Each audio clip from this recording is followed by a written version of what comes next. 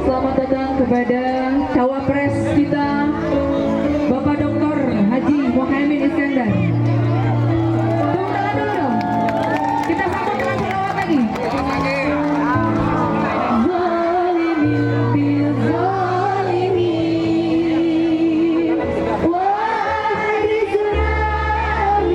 Kami Partai Nasdem dan Partai Umat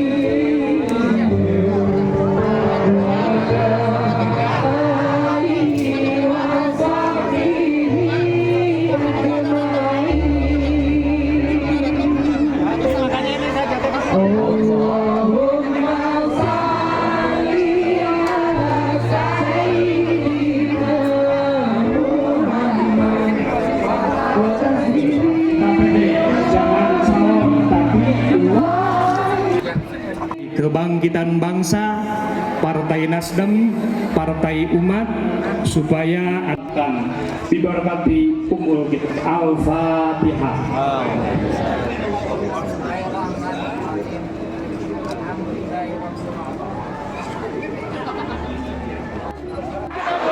Amin.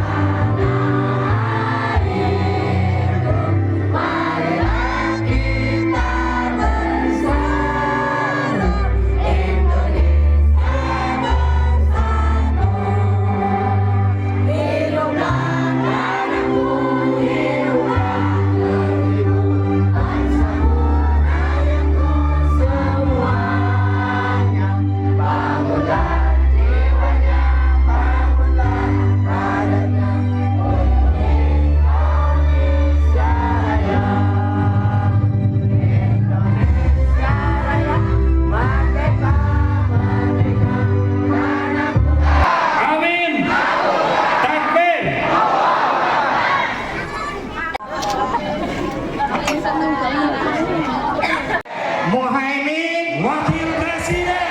Amin. Menang satu putaran. Allahu Akbar. Terima kasih. Garut menang 80%. Siap? Tapi kalau disukunkan apa?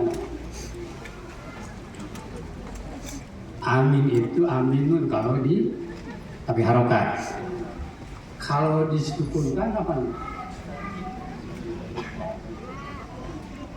Moga-moga Allah mengijabah kepada kita semua.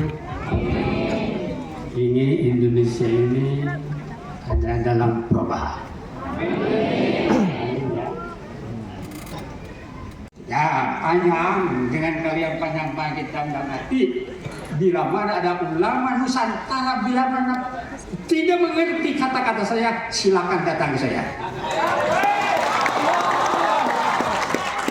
Rupanya saya mohon doa saja, tapi mohon supaya ikhlas semua. Ya, mendoakan amin. Ya. Semuanya menghadap kiblat. Tapi jangan terlalu keras baca amin. Ya Allah, Rabbana amanna ولا تؤمن علينا وانصرنا ولا تنصرنا وانصرنا ربنا أيها ويسرنا لنا وانصرنا من هو wabarakatuh.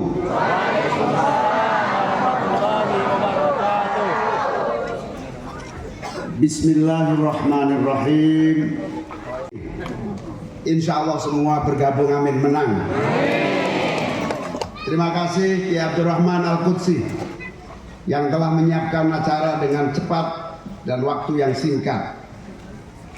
Tadi beliau bilang lebih baik. Jadi permintaannya jangka pendek, yang penting terlaksana. Ada lagi yang baru. Lebih baik minta maaf daripada minta izin. Ini hanya laki-laki yang tahu ini. Yang ketawanya paling keras itu lebih baik minta maaf daripada minta izin. Ini Gus Dur tadi, Gus Dur bukan saya. Begitulah. Karena kalau nggak dikenalkan saya nggak dikasih makan siang. Ini saudari saya, Bu Imas. Suaminya Bu Imas ini adalah manajer kampanye saya. Namanya Pak Bambang. Jadi kalau saya nggak baik-baik sama Bu Imas ini, manajer saya bisa mengarahkan acara kemana-mana nggak jelas. Bahaya. Hadirin wal hadirat yang saya muliakan. Tapi beliau-beliau itu punya cara pandang langit yang dipertemukan untuk sama-sama memenangkan amanah. Jadi saya berpasangan dengan Mas Anies Baswedan itu betul-betul perintah para kiai dan perintah istikharah langit. Mau buktinya Kiai Abdul Wahid nggak pernah ketemu fanatiknya melebihi pernah ketemu. Jangan-jangan fanatiknya ngalah-ngalahin Pak Cucun yang setiap hari ketemu saya. Kenapa kalau fanatik? Ya biasa, dia nggak punya ilmu langit, taunya ilmu bumi saja. Jadi harus belajar ke sini supaya punya ilmu langit dibanding ilmu bumi. Insya Allah, para hadirin yang saya muliakan, ini adalah berita kebenaran, ini adalah berita perjuangan, ini adalah berita langit yang harus diwujudkan oleh kerja keras kita semua di bumi Nusantara kita tercinta. Amin. Tadi saya lihat ada kaos luar biasa. Ini kaos produksi apa ini?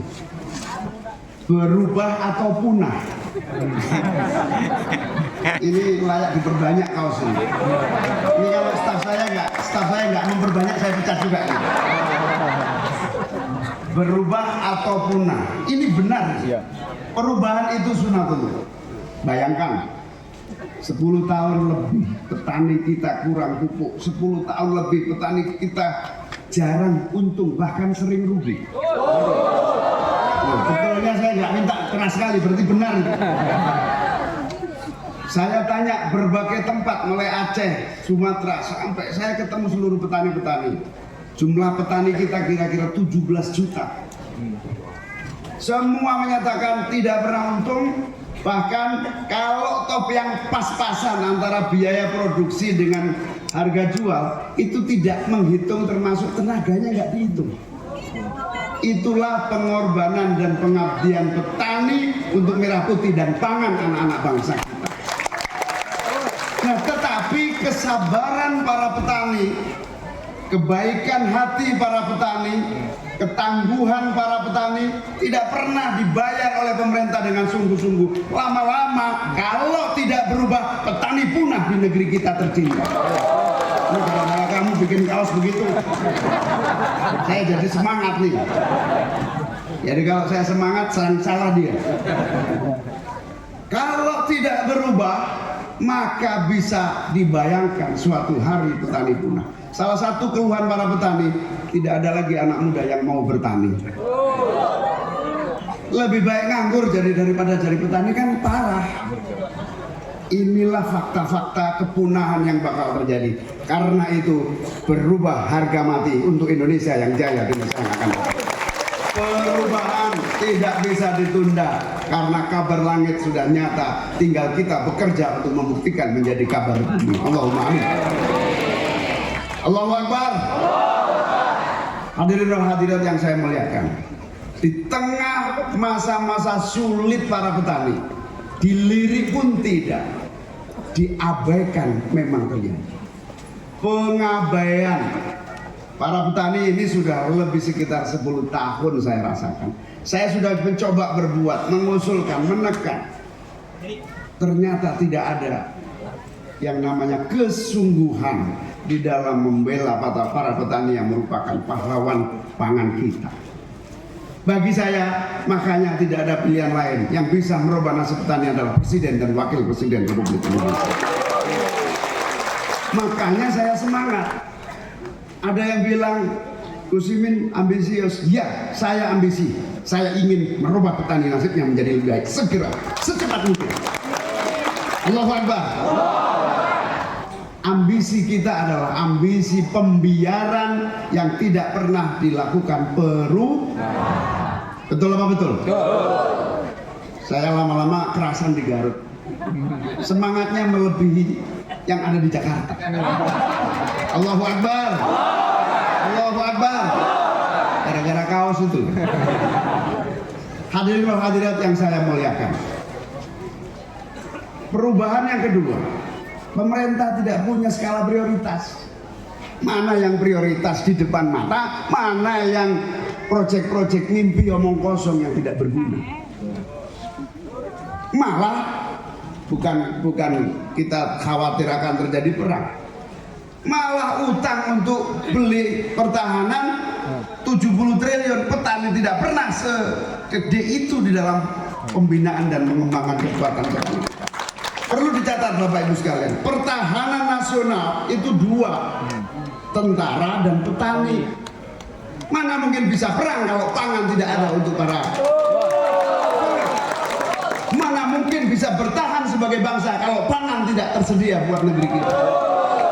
Kita ini bergantung impor, saudara. Pangan saja impor. Nah kalau diimpor di sini di dalam berasnya diracun gimana? Gimana mau perang? Belum perang sudah loyo. Apalagi kalau yang diimpor berasnya salah. Naudzubillah. Jangan sampai terjadi. Kurangi impor sekecil-kecilnya, apalagi impor di tengah para petani sedang panen. Zolim saudara-saudara sekalian. Betul apa betul? Kezaliman yang paling nyata adalah impor pangan beras ketika petani sedang mengalami panen raya di mana-mana. Ini pasti rugi, harga turun, barang tersedia terlampau banyak. Bersainglah barang impor dengan stok petani. Ini namanya pembiaran dan ini tidak boleh terus terjadi. Kita lakukan perubahan saudara-saudara sekalian. Setuju? Alhamdulillah. Perubahan ini menjadi fakta yang begitu kuat di masyarakat kita. Karena apa? Karena terjadi pembiaran yang berlarut-larut. Lebih dari 10 tahun. Yang kedua, perubahan ini sunnatullah. Innallaha la yughayyiru ma biqaumin hatta yughayyiru ma bi anfusihim. Kalau kita mau berubah nggak akan diberi oleh Pak Jokowi.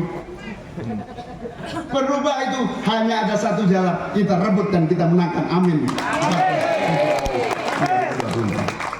Nggak bisa. Jadi saya mohon betul doa terus dilanjutkan, dipanjatkan, kerja keras. Kalau gairah perubahan ini nyata dan luar biasa menggelora di seluruh penjuru tanah air kita. Survei-survei yang kami lakukan, alhamdulillah. Kalau 2 putaran sudah hampir pasti Amin masuk di putaran kedua. Sudah pasti, sudah pasti. Kecuali kecurangan berlebihan. Tapi securang-curangnya kalau lihat tren suara yang muncul tidak akan bisa ngejar kekuatan kita. Tapi itu dua putaran insya Allah Amin sudah pasti masuk putaran kedua. Tapi saya tadi dengar di sini kok satu putaran gitu. Apa tadi? Amin satu putaran gitu ya. Amin. Amin. Amin. Nah kalau satu putaran butuh kerja keras lagi.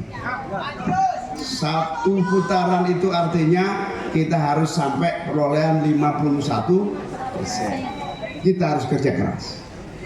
Insya Allah tidak ada takdir yang tidak mungkin diiringi kerja keras kita.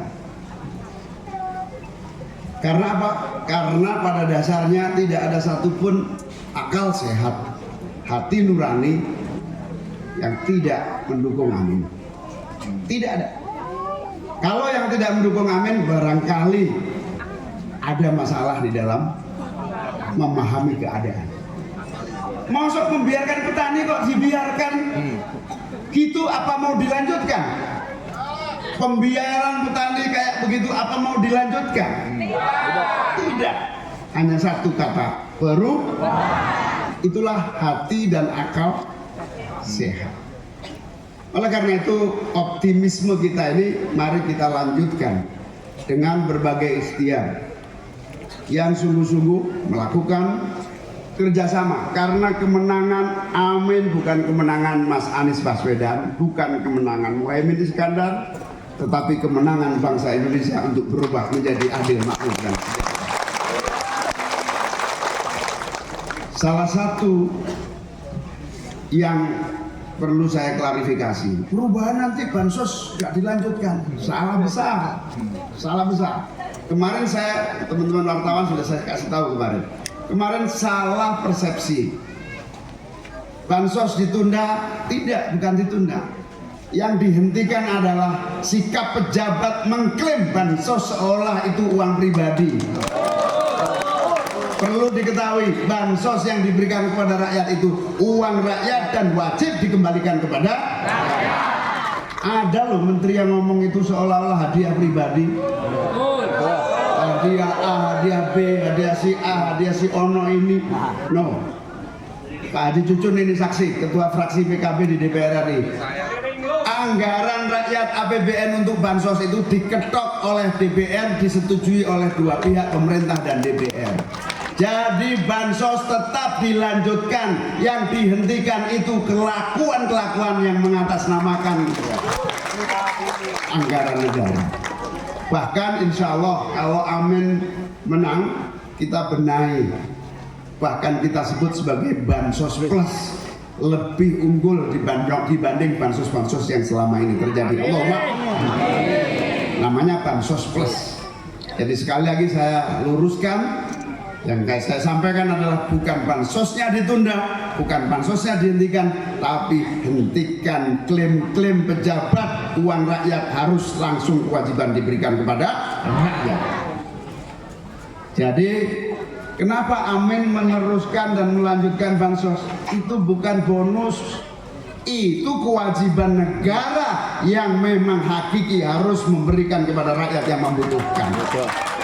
Nah kalau itu dianggap kebaikan hati pemerintah, berarti jangan-jangan kita menghirup oksigen ini pemberian pemerintah.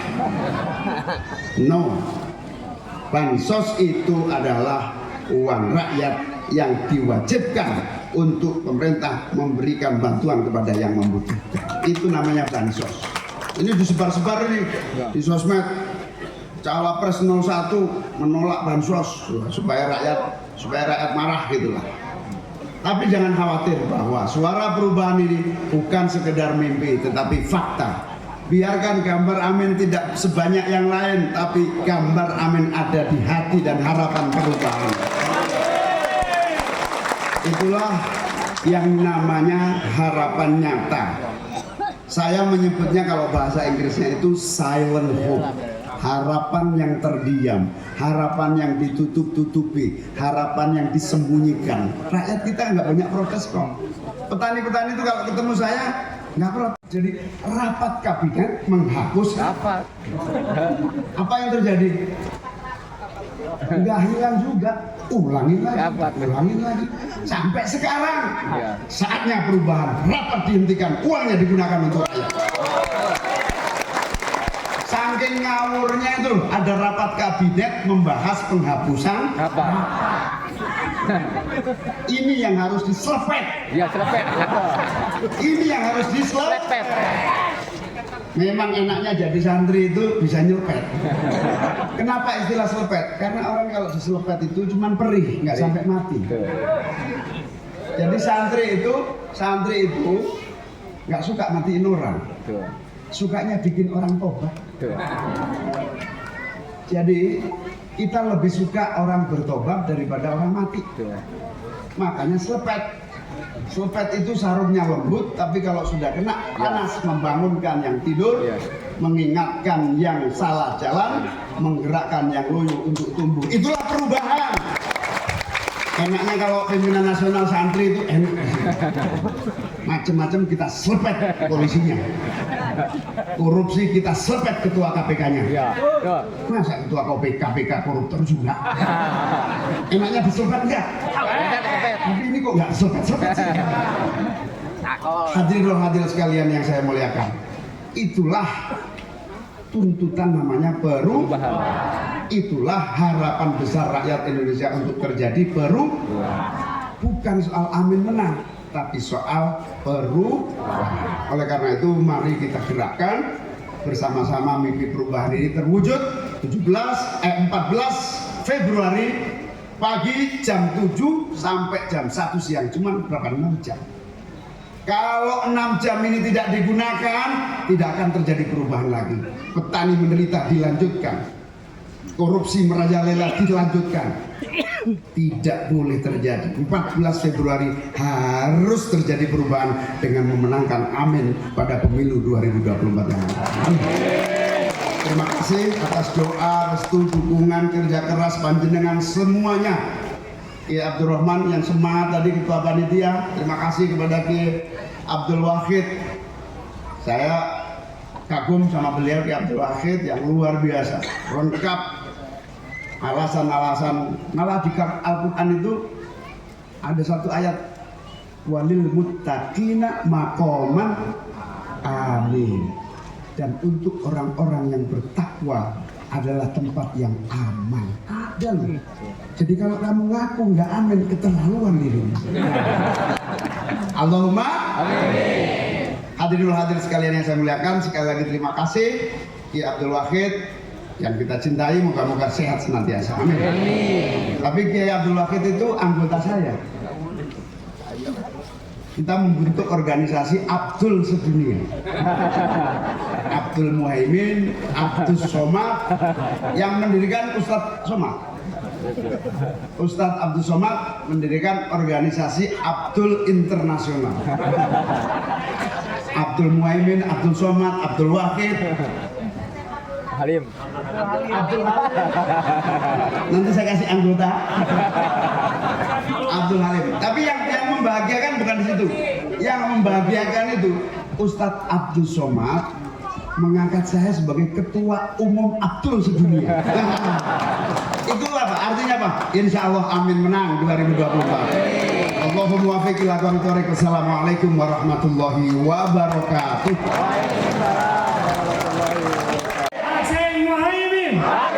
Amin, menang, menang, menang, satu putaran. Takbir.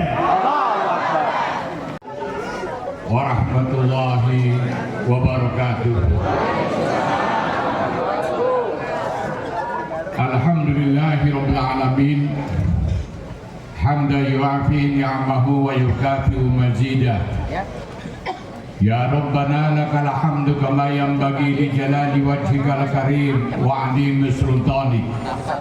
Subhanaka la nuhsi sana'an 'alaika anta kama asnaita 'ala nafsik. Wa lakal hamdu qabla ridha wa lakal hamdu ba'da ridha wa lakal hamdu idza radita anna daiman abada. Allahumma shalli wa sallim wa barik ala abdika wa rasulika Muhammad wa ala alihi wa sahbihi ajmain. Saya berdiri di sini akan membacakan pernyataan sikap 1000 alim ulama, para habaib, para pimpinan pondok pesantren dan tokoh masyarakat se-Kabupaten Garut. Bismillahirrahmanirrahim. Memperhatikan bahwa 1. Pemilihan umum dalam pandangan Islam adalah upaya untuk memilih pemimpin dan wakil rakyat yang memenuhi syarat-syarat ideal bagi terwujudnya cita-cita bersama sesuai dengan aspirasi umat dan kepentingan bangsa. 2. Memilih pemimpin nasbul imam dalam Islam merupakan kewajiban dalam menegakkan imamah dan imarah serta membangun kehidupan berbangsa dan bernegara. 3. Imamah dan imarah dalam Islam menghajatkan syarat-syarat sesuai dengan ketentuan syar'i demi kemaslahatan umat dalam kehidupan berbangsa dan bernegara. 4.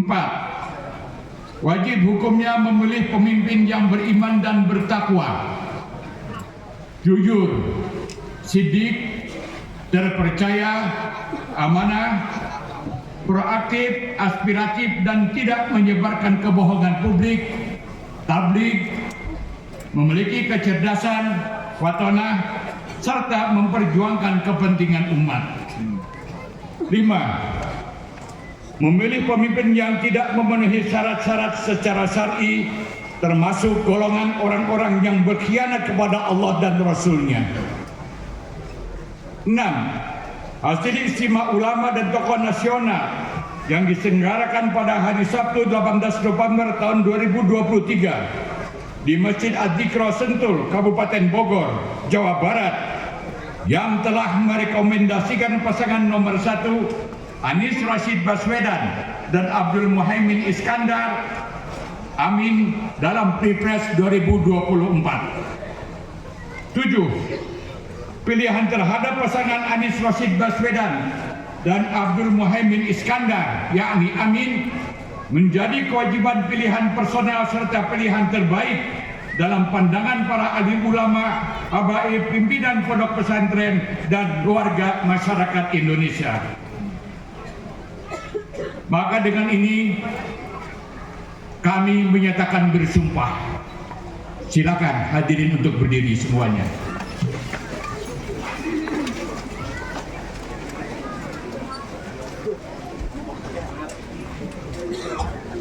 Silakan ikuti kata-kata saya. Bismillahirrahmanirrahim. Bismillahirrahmanirrahim. Asyhadu an la ilaha illallah. Asyhadu an la ilaha illallah. Wa asyhadu anna Muhammadar Rasulullah.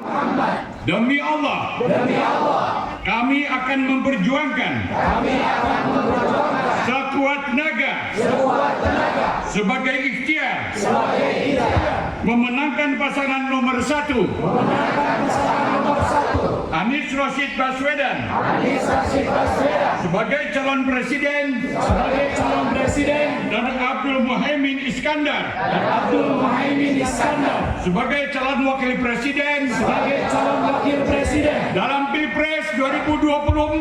Dalam Pilpres 2024. Semoga Allah Subhanahu wa taala. Semoga Allah Subhanahu wa taala mengabulkan permintaan kami. Mengabulkan permintaan kami. Sehingga terjadi perubahan. Sehingga terjadi perubahan dalam negara kesatuan Republik Indonesia yang kami cintai. Dalam negara kesatuan Indonesia yang kami cintai. Hasbunallah wa ni'mal wakil. Hasbunallah wa ni'mal wakil. Ni'mal maula wa ni'man nasir. Ni'mal maula wa ni'man nasir. Wala haula wala quwwata illa billahil aliyyil azim. Illa billahil aliyyil azim. Silakan duduk kembali. Anakala nusi sanaan alaika anta kama asnaita ala nafsi. Walakal hamdu qabla ridha, walakal hamdu ba'da ridha, walakal hamdu.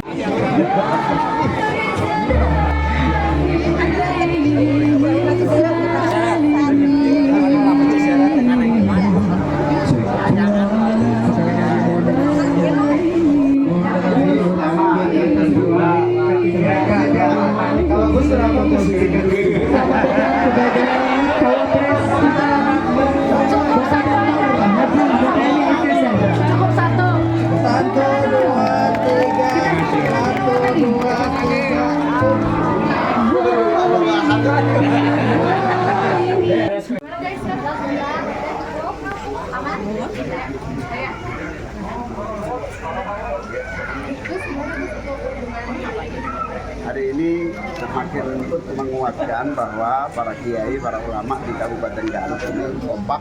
Meskipun para kiai, para ulama ini tidak pernah ketemu saya, tidak pernah ketemu kiai yang memerintah saya berkoalisi dengan Mas Anies, tapi ternyata mereka mampu menangkap kemudian membawa pesan-pesan yang sama, sehingga insya Allah gerakan pemenangan Amin ini didukung oleh semua kiai-kiai di seluruh Indonesia. Maksud saya kemarin di Aceh, pesan-pesan yang disampaikan oleh para kiai sama dengan yang dipesankan di Garut ini.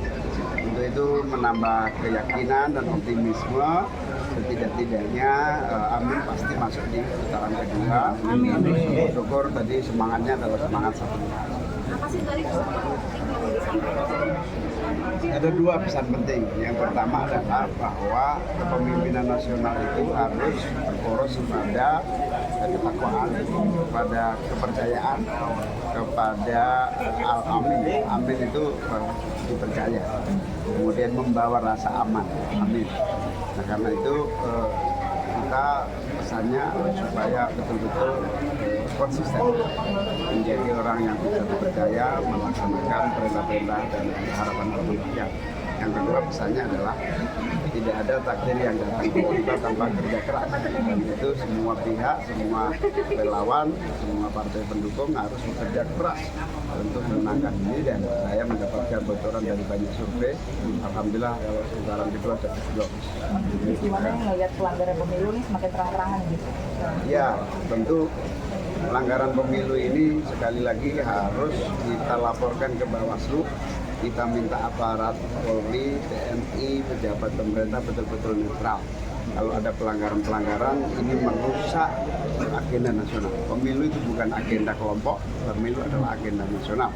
Yang merusak adalah mengkhianati agenda nasional kita. Gus, kemarin kan Pol PP Garut dukung Gibran Gus ya. Gus Imin sendiri minta Mendagri dan Presiden untuk menertibkan aparat Gus. Tapi KSP Muldoko menyatakan tidak ada pelanggaran Pol PP Garut karena mereka bukan status ASN. Tanggapan Gus Imin seperti apa Gus? Sebagai honorer ataupun ASN yang ada di dalam lingkup pemerintahan, termasuk di kantor Bupati, Pemda, itu apalagi berseragam, itu adalah bagian dari wilayah netral. Sehingga tentu saja kalau Satpol PP nggak netral, gimana bahayanya kita ini? Bahayanya pilih kasih, gambar yang didukung yang akan dibiarkan, gambar yang saingannya akan diturunkan. Ini harus dilawan. Ini harus dilawan. Pernyataan Pak Muldoko menyakiti nurani dan etika. Gus Amin, ini di debat capres nanti, salah satu panelisnya itu adalah guru besar dari Unhan. Ini khawatir memihak nggak Gus? Ini kan panelis juga, apakah nanti ada kekhawatiran bocoran pertanyaan kepada capres? Ada dua. Ya, Ada dua. Terus terang saya protes karena itu mengganggu objektivitas. Karena apapun Unhan di bawah Pak Prabowo Menhan. Karena itu protes, syukur-syukur bisa diganti. Gus, salah satu syarat untuk kemenangan kan ada di TPS ya Gus ya. Gus kan salah satu pembina dan penasehat dari Pak Korsi pada saat itu saran dari Gus gimana Gus? Perbanyak dulu, perbanyak pasukan di TPS, kita nanti bikin platform atau cara-cara penggunaan teknologi yang bisa mengefektifkan laporan sehingga pelanggaran bisa Gus, makasih Gus. Hari ini semakin menguatkan bahwa para kiai, para ulama di Kabupaten Garut ini kompak. Meskipun para kiai, para ulama ini tidak pernah ketemu saya, tidak pernah ketemu kiai yang memerintah saya berkoalisi dengan Mas Anies, tapi ternyata mereka mampu menangkap kemudian membawa pesan-pesan yang sama, sehingga insya Allah gerakan pemenangan Amin ini didukung oleh semua kiai-kiai di seluruh Indonesia. Termasuk saya kemarin di Aceh, pesan-pesan yang disampaikan oleh para kiai sama dengan yang dipesankan di Garut ini. Untuk itu menambah keyakinan dan optimisme, setidak-tidaknya Amin pasti masuk di putaran kedua. Syukur tadi semangatnya adalah semangat satu. Ada dua pesan penting. Yang pertama adalah bahwa kepemimpinan nasional itu harus berporos kepada ketakwaan, kepada kepercayaan, kepada al-amin. Amin itu dipercaya. Kemudian membawa rasa aman. Amin. Nah karena itu kita pesannya supaya betul-betul konsisten menjadi orang yang bisa dipercaya, melaksanakan perintah-perintah dan harapan rakyat. Yang kedua pesannya adalah tidak ada takdir yang datang tiba-tiba tanpa kerja keras. Dan itu semua pihak, semua relawan, semua partai pendukung harus bekerja keras untuk memenangkan ini, dan saya mendapatkan bocoran dari banyak survei. Alhamdulillah kalau putaran kedua cukup bagus. Gimana melihat pelanggaran pemilu ini semakin terang-terangan gitu? Ya, tentu pelanggaran pemilu ini sekali lagi harus kita laporkan ke Bawaslu. Kita minta aparat Polri, TNI, pejabat pemerintah betul-betul netral. Kalau ada pelanggaran-pelanggaran, ini merusak agenda nasional. Pemilu itu bukan agenda kelompok, pemilu adalah agenda nasional. Yang merusak adalah mengkhianati agenda nasional kita. Gus, kemarin kan Pol PP Garut dukung Gibran Gus ya. Gus Imin sendiri minta Mendagri dan Presiden untuk menertibkan aparat Gus. Tapi KSP Muldoko menyatakan tidak ada pelanggaran Pol PP Garut karena mereka bukan status ASN. Tanggapan Gus Imin seperti apa, Gus? Sebagai honorer ataupun ASN yang ada di dalam lingkup pemerintahan, termasuk di kantor Bupati, Pemda, itu apalagi berseragam, itu adalah bagian dari wilayah netral. Sehingga tentu saja kalau Satpol PP nggak netral, gimana bahayanya kita ini? Bahayanya pilih kasih, gambar yang didukung yang akan dibiarkan, gambar yang saingannya akan diturunkan. Ini harus dilawan. Ini harus dilawan. Pernyataan Pak Muldoko menyakiti nurani dan etika.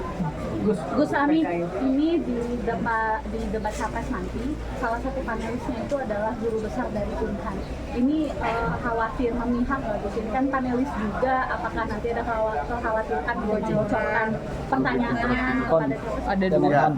Ya, Ada dua. terus terang saya protes karena itu mengganggu objektivitas.